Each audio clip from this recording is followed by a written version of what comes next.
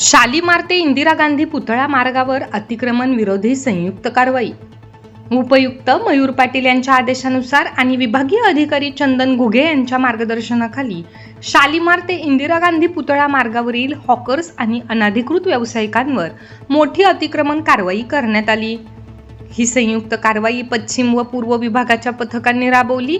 कारवाई दरम्यान कपडे, बॉडीज, बांबू, प्लास्टिक, ताडपत्री, चप्पल, बूट, लोखंडी पिंजरे, जाळ्या, स्टँड, बोर्ड, टेबल, खुर्च्या, छत्र्या, प्लास्टिक टूल, पाण्याचे जार, प्लास्टिक पाट्या अशा विविध वस्तू जप्त करण्यात आल्या.